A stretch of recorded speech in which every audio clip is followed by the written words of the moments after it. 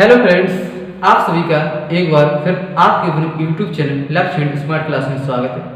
आज हम इंग्लिश की क्लास स्टार्ट करेंगे। अभी तक हमारी साइंस की क्लास चल रही थी, अब हम इंग्लिश की क्लास स्टार्ट करेंगे।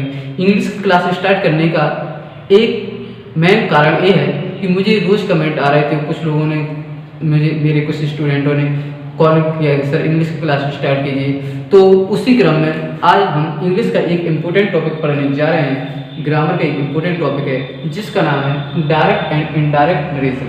ये इतना इम्पोर्टेंट टॉपिक है, चाहे आप 8, 9, 10, 11, 12 या और भी बड़ी क्लासों में जाएं, हर जगह या फिर कॉम्पिटिटिव एग्जाम होते हैं, हर जगह direct indirect narration very very important topic माना जाता है इंग्लिश की दृष्टि से।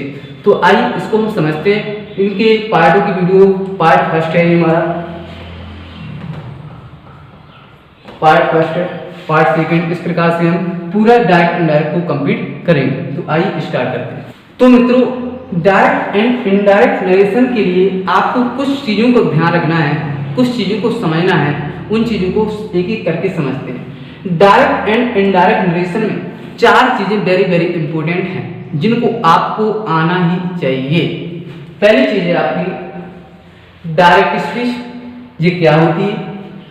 दूसरी चीज़ है आपकी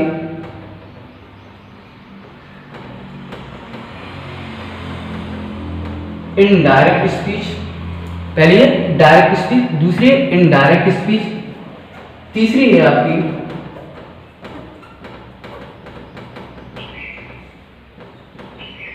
रिपोर्टिंग वर्ब, तीसरी है रिपोर्टिंग वर्ब, और चौथी है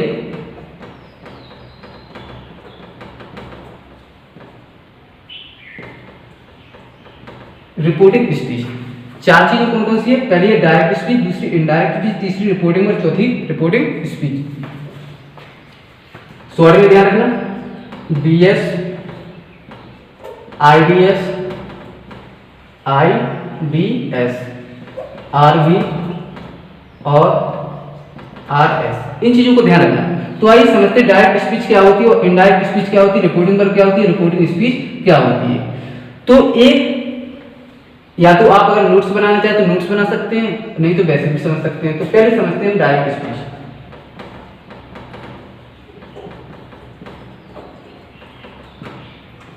डायरेक्ट स्पीच क्या होती है? तो इसमें हम समझेंगे या इसमें लिखेंगे कि वक्ता के द्वारा, वक्ता का मतलब होता है बोलने वाला, ठीक है। जैसे मैं बोल रहा हूं तो मैं एक वक्ता हो गया, ठीक है, स्पीकर हो गया। तो वक्ता के द्वारा कहे गए कथन को कॉमा इन्वर्टेड कॉमा लगाकर लिखा जाना डायरेक्ट स्पीच कहलाता है। क्या कहा गया? अगर मैंने कोई बात कही और उस बात के लिए कॉमा इन्वर्टेड कॉमा लगाकर लिख दें, तब वो कहलाती है हमारी डायरेक्ट स्पीच। क्या लिखेंगे? वक्ता के द्वारा कहे गए कथन को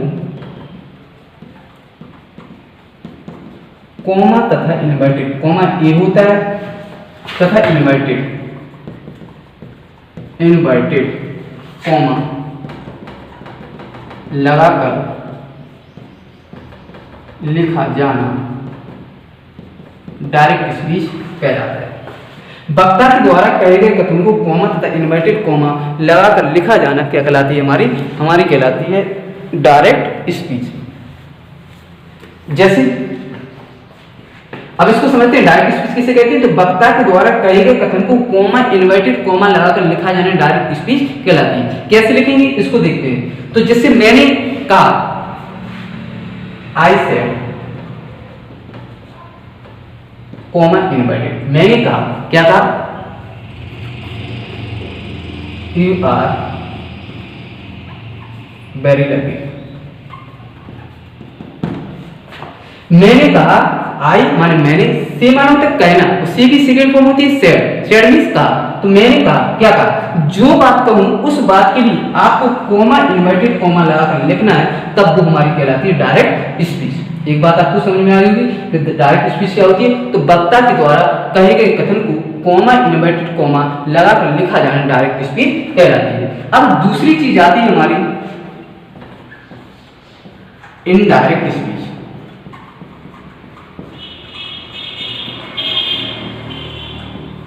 इनडायरेक्ट स्पीच क्या होती है? तो अभी मैंने कहा था उस बात के लिए कॉमा इन्वर्टेड कॉमा लिखा। अब जो बात हमने कही उसी बात को अपने भाव के अनुसार कॉमा इन्वर्टेड कॉमा हटाना है, तब वो कहलाएगी इनडायरेक्ट स्पीच। इसमें क्या लिखेंगे, इसमें लिखेंगे वक्ता के द्वारा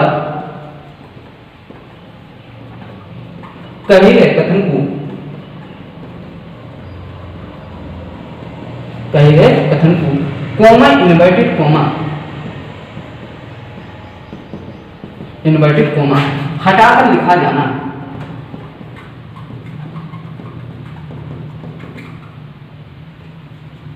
आईडीएस कहलाती है। आईडीएस का मतलब इनडायरेक्ट स्पीच कहलाती है। देखो अभी हमने कॉमा इन्वर्टेड कॉमा लिखा था तो डायरेक्ट स्पीच कहलाती है। अब उसी कॉमा इन्वर्टेड कॉमा को हमें हटाकर लिखना है। क्या लिखना है, हटाकर लिखना है, तब वो कहलाएगी हमारी इनडायरेक्ट स्पीच। कैसे, आई इसी को लिखेंगे आई सेड, अब अपने भाव के अनुसार लिखेंगे ना, आई सेड दैट। अब जी तो हमें पता नहीं, अभी आपको पता नहीं कि दैट कहां से आया, तो यही तो सीखना है। I was very lucky. देखो हमने कॉमा इन्वर्टेड कॉमा हटा दिया तो ये हमारी कहलाएगी इनडायरेक्ट स्पीच। तो आपके लिए दूसरी चीज समझ में आएगी, जिसमें कॉमा इन्वर्टेड कॉमा होगा वो डायरेक्ट स्पीच कहलाएगी, जिसमें इन्वर्टेड कॉमा नहीं होगा वो कहलाएगी हमारी इनडायरेक्ट स्पीच। क्या कहलाएगी, इनडायरेक्ट स्पीच। ये आपको चीज समझ में आएगी। अब तीसरी चीज समझते हैं रिपोर्टिंग वर्ब और रिपोर्टिंग स्पीच। रिपोर्टिंग वर्ब क्या होती है, तो इन दोनों चीजों को आपको सिर्फ एक ही चीज ध्यान रखनी है, रिपोर्टिंग वर्ब और रिपोर्टिंग स्पीच को आपको सिर्फ ध्यान पहचानने के लिए कहां पर होती है, आपको डायरेक्ट स्पीच में जाना है। कहां पर जाना है, डायरेक्ट स्पीच में। तो रिपोर्टिंग वर्ब क्या होती है, तो आपको इसमें लिखना है कि रिपोर्टिंग वर्ब सॉरी, तो आप लिखेंगे कि डायरेक्ट स्पीच में सेंटेंस का वह हिस्सा या वाक्य का वह भाग जो कॉमा इन्वर्टेड कॉमा के बाहर होता है वो हमारी कहलाती है रिपोर्टिंग वर्ब। तो आपके लिए रिपोर्टिंग डायरेक्ट स्पीच में पहुंचे। अब कॉमा इन्वर्टेड कॉमा के जो बाहर होगा, कॉमा इन्वर्टेड कॉमा के जो बाहर होगा उसे हम कहेंगे रिपोर्टिंग वर्ब। अभी बताया कि डायरेक्ट स्पीच में सेंटेंस का वह हिस्सा, ये पूरी डायरेक्ट स्पीच है, इसका दो भाग थे, देखो दो हिस्से, एक हिस्सा दो हिस्सा। तो डायरेक्ट स्पीच में सेंटेंस का वह हिस्सा जो कॉमा इन्वर्टेड कॉमा के बाहर होता है उसे हम कहते हैं रिपोर्टिंग वर्ब, और जो अंदर होता है उसे हम कहते हैं रिपोर्टिंग स्पीच। इसके लिए कहेंगे डायरेक्ट स्पीच में सेंटेंस का वह हिस्सा जो कॉमा इन्वर्टेड कॉमा के अंदर होता है उसे कहते हैं रिपोर्टिंग स्पीच। तो मित्रों आपकी चारों चीजें समझ में आ गई होंगी। अगर आपको ये चीज समझ में आती है तो मैं 1000% गारंटी देता हूं आपको डायरेक्ट इनडायरेक्ट सिखाने की। कोई सा भी सेंटेंस आ जाए एग्जाम्पल में, कोई सा भी सेंटेंस आप छोड़ नहीं पाओगे, आप उसको बनाकर आओ। तो डायरेक्ट स्पीच क्या होती है, जिसमें कॉमा इन्वर्टेड कॉमा होता है वो डायरेक्ट स्पीच, जिसमें कॉमा इन्वर्टेड कॉमा नहीं होता है वो indirect speech. Reporting verb comma inverted comma के बाहर होती है डायरेक्ट स्पीच में, और reporting verb comma inverted comma के बाहर होती है डायरेक्ट स्पीच में, और reporting speech comma inverted comma के अंदर होती है। आइए अब इसके कुछ नियम पढ़ते हैं।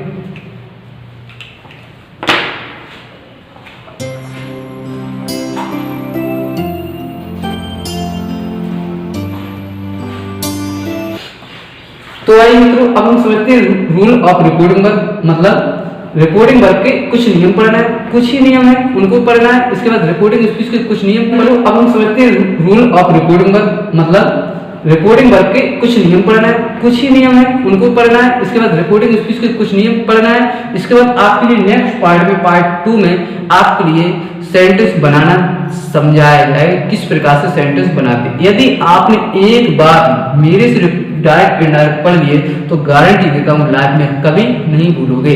तो आपके लिए बस वीडियो को क्रम बाय क्रम देखना है, एक वीडियो को बार बार देखिए। अगर समझ में नहीं आता तो कमेंट बॉक्स में जरूर आप अपना डाउट बताइए। तो रूल ऑफ रिपोर्टिंग वर्ब, पहला नियम आपको समझना है, जैसा कि आपको reporting verb, reporting speech, direct speech और इनडायरेक्ट स्पीच समझ। डायरेक्ट स्पीच में कॉमा इन्वर्टेड कॉमा होता है, इनडायरेक्ट स्पीच में कॉमा इन्वर्टेड कॉमा नहीं होता है। Reporting verb comma inverted comma के बाहर होती है, reporting speech comma inverted comma के अंदर होती है। ये चीज आपके लिए अच्छे से समझ में आ गई। अब पहला नियम है कि अगर रिपोर्टिंग वर्ब में कोई ऑब्जेक्ट ना दिया हो, अगर रिपोर्टिंग वर्ब में कोई ऑब्जेक्ट ना दियो, ऑब्जेक्ट तो आप जानते हो, सब्जेक्ट जानते हो, मेन वर्ब, ऑब्जेक्ट वगैरह जानते हो। ऑब्जेक्ट मतलब कर्म कहां पर होता है, मेन वर्ब पर जो होता है वही तो ऑब्जेक्ट होता है। यदि रिपोर्टिंग वर्ब में कोई ऑब्जेक्ट ना हो तब आपके लिए क्या करना, तब आप उसे ज्यों करते हो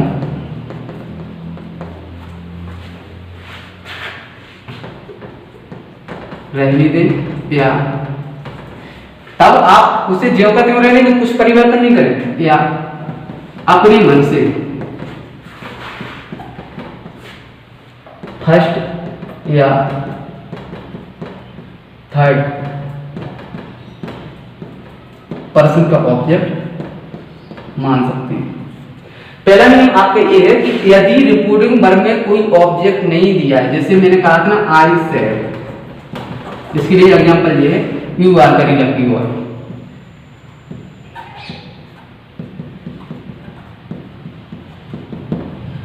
आप बहुत कैसे लड़के हो, सौभाग्यशाली, भाग्यशाली लड़के हो।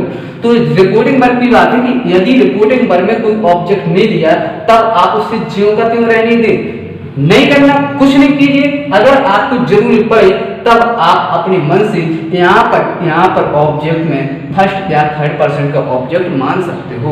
अब फर्स्ट या थर्ड पर्सन का ऑब्जेक्ट क्या है तो उसकी टेंशन लीजिए, प्रोनाउन चार है, इसमें सब समझ में आएगा। तो आपको सिर्फ एक पहला ये ध्यान रखना है कि अगर रिपोर्टिंग वर्ब में कोई ऑब्जेक्ट नहीं दिया तब आप उसे ज्यों करते हो रहने दें या अपने फर्स्ट या थर्ड पर्सन का सब्जेक्ट मान लें। ऑब्जेक्ट मानना है, ठीक है, ऑब्जेक्ट ही माने। दूसरा हमारा है अगर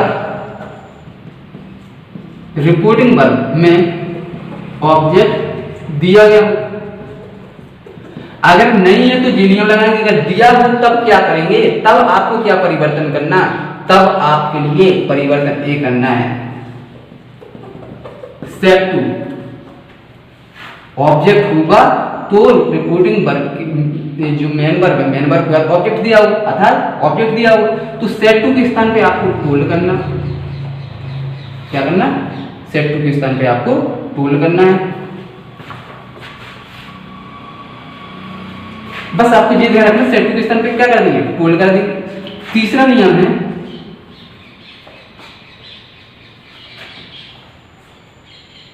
और वो देखेंगे वो comma inverted, comma and inverted.